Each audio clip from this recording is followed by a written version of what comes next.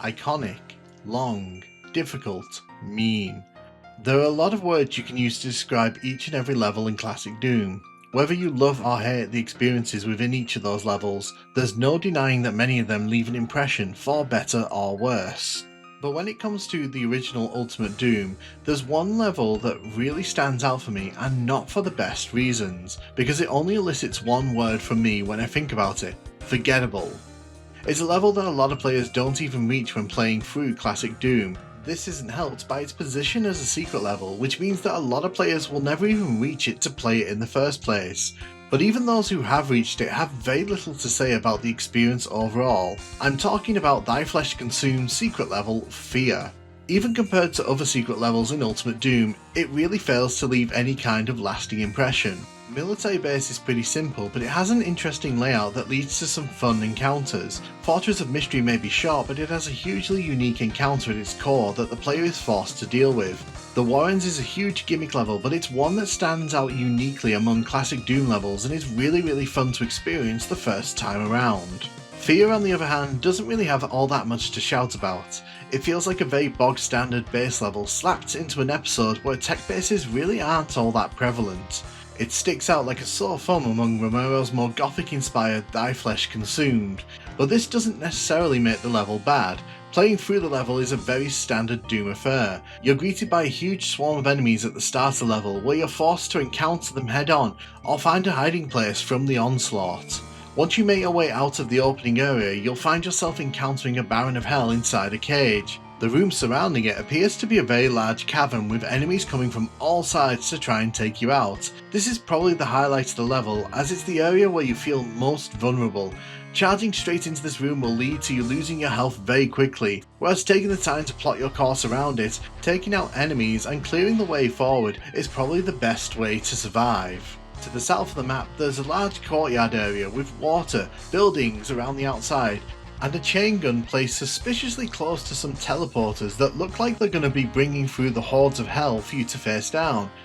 It feels like this area was designed for a much larger encounter that didn't quite make it into the final version of the level. And that's really it for the map. There's no surprise fight against any bosses, no onslaught through a horde of enemies at the end of the level. Perhaps most curiously, you can finish this level inside of 25 seconds if you know what you're doing. Rushing through the opening encounter and grabbing the yellow keycard means you can run straight towards the level's exit, meaning you never have to go anywhere near that Baron of Hell if you really don't want to, and considering that's probably the best part of this level, I consider that quite shocking. Sure, if you fall into the water around the blue keycard, you'll end up being teleported up to where the Baron is, but designing the level to encourage the player not to go to what is, in my opinion, the best part of the level seems like a huge oversight. In order to get to this secret level, players have to showcase some level of skill. The secret exit in E4M2 is timed and requires you to run quickly in order to get to it. Players who get here through the game will be skilled enough to probably avoid that pitfall in the first place. And this is why I feel like this level is just a huge missed opportunity. Secret levels in Doom don't have to adhere to the same rules as normal levels. It's a chance to have fun with the player in ways that you normally can't as a level designer, put them in situations that they're not used to, and even throw out some more experimental ideas just to catch players off guard. Secret levels should be a reward for the most curious Doom players, a place where their curiosity is rewarded with something incredibly fun and interesting. The Warrens, for example, takes a very bland opening level in Inferno and flips it completely on its head. Now the player is facing off against a cyber demon, which they weren't expecting. The level morphs and changes around the player, forcing them to explore new areas and to see the level through a different lens. And given the fact that this was developed after Doom 2 had already hit store shelves and feedback from that game had reached id Software, it's surprising to me that those curious players who came back to experience this episode of Ultimate Doom weren't given something that would make them go absolutely crazy. And as I mentioned earlier on, I do feel there are aspects of this level where you could have done something more with it. That courtyard feels like it could have been something more special. Imagine if enemies started piling into that area and made it difficult for the player to even consider finishing the level. Heck, you could even throw in one of the boss enemies like the Cyber Demon or Spider Mastermind just to spice things up a bit. Whenever people talk about levels that they love and hate in Ultimate Doom, this level usually ends up being ignored completely. Not good enough to be considered among the best, not experimental enough to be considered quirky, and not bad enough for people to hate on it outright like some of the other levels. Fear for me doesn't fit with the rest of its episode. It's clear that it exists more as a stopgap than anything else. Truthfully, when I play through Ultimate Doom, I never feel the urge to come to this level because I feel like it's just a waste of time, which for me makes this easily the most forgettable level in Ultimate Doom. A level that really doesn't have much for discussion around it, and feels like a huge missed opportunity given when it released and the hindsight that it had. Don't get me wrong, I don't hate Fear at all. As a level, I find it very middle of the road. The layout doesn't really impress me that much, and visually it's one of the most bland levels in the whole of Ultimate Doom. But I'm sure there are people out there who love this level and will defend it to the high heavens, and you know what, good for them. Since I've spoken about this level so much, I think it's only fair that I go into it and actually give it a good playthrough. So when you first reach Fear, it's actually pretty intense at the start of it. If you're playing on the higher difficulties, you get attacked by all these different enemy types, and it is pretty interesting in that sense because it's quite an intense throw around, especially if you've just come from E4M2, where no doubt your health's going to be pretty low because that level's pretty intense. But one thing I want you to look at as we're kind of exploring around this level, it already just looks very bland. And I'm saying that with the hindsight of coming from the first two levels earlier in this episode, because they have a very distinct style, and it's very clear that that did not carry over to this secret level, which kind of gives me the headcanon that this level wasn't originally supposed to go in this spot. It does have the feel of a very generic tech base, a tech base that we've already seen like many times in Ultimate Doom. As we clear this opening encounter though, we hit these switches, and this kind of allows us to leave the opening area officially. I mean, technically you can run up these boxes here, jump off the side, and this is how you finish the level quickly, because you can just grab the plasma rifle here. And the plasma rifle is going to do a lot of the heavy lifting on this level. I'll take out the Baron of Hell here. If you do drop into that water around the plasma rifle, you do get sent up to the Baron of Hell in the cage. I would argue that's probably the most intense part of this level. But here's the thing, you can just come over here, grab the yellow key, and if you really just wanted to, you could just end this level right now. Let's just take care of these imps because I don't want them following me back down to the bottom of the level.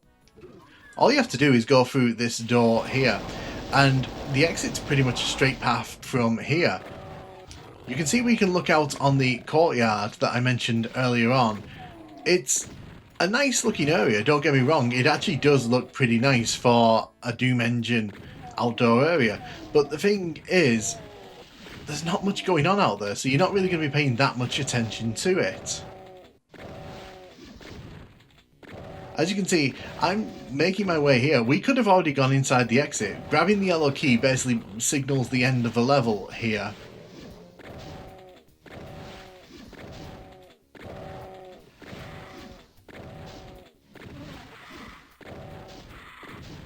Take care of the lost soul.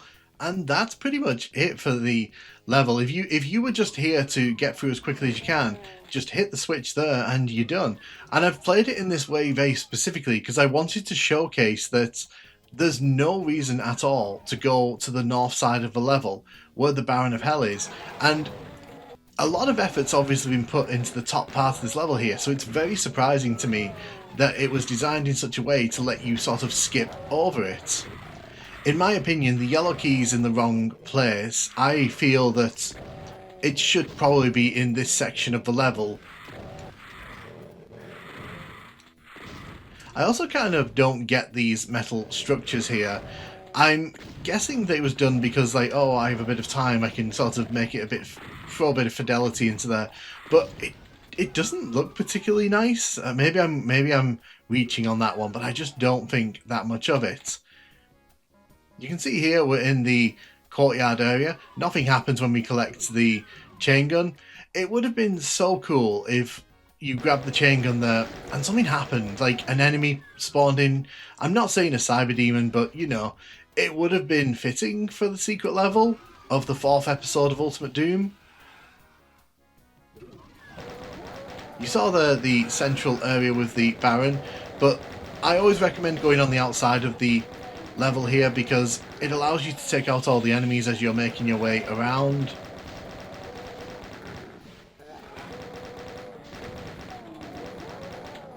On this side there's another weird elevator area.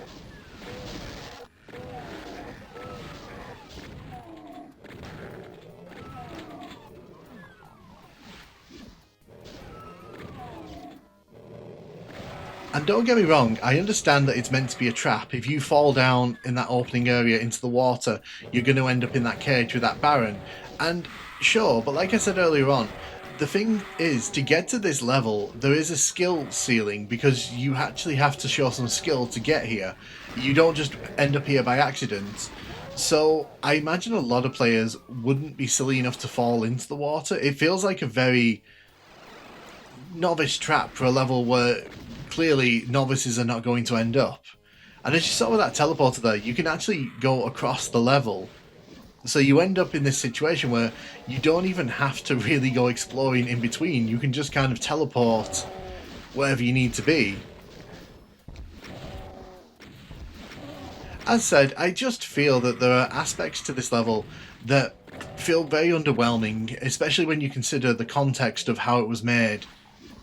And the thing is, the bones are here for something special. You could have done a lot with this level, even as it is, just changing up some of the encounters, but again, it feels like an afterthought, and it's probably one of the reasons why you never hear anyone really have an opinion on this level, because it just kind of exists. Visually, it's very bland. Gameplay-wise, it's very meh. You know, we've seen encounters like this 100 times in Doom by this point. I opened this video by saying that there was many words you could use to describe these levels, and like I said, Forgettable is always the one that this level will conjure up. It's one of the few classic Doom levels where I genuinely just don't have much of an opinion on it. I feel like the yellow key should have gone in here, because that would have made this encounter more intense, because you're trying to get into the cage while the Baron and all the enemies are trying to fight to keep you out of it. And again, I'm not saying this is a bad level, I'm not saying it's poorly designed, it's got some nice little flares to it, but by this point in Ultimate Doom, you would expect something a bit more, especially when you consider some of the other secret levels that they've put into their games over the years. You know, where's the Pac-Man kind of level here? Where's the Wolfenstein inspired level? There's a lot of inspiration they could have pulled from, but they didn't, and thus we have this incredibly bland and forgettable level. Just wanted to showcase that that teleporter does take you to the Baron cage. For me though, this is easily the most forgettable of the Ultimate Doom levels, by some distance as well.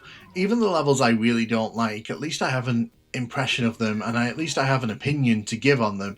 This level, easily forgettable, and very little to actually say about it because it just kind of fits in the middle of the road. Let me know what you think of Fear though in the comments. Are you a fan of it? Do you hate it? Do you think it's bland and forgettable? Let me know in the comments, and thank you so much for watching.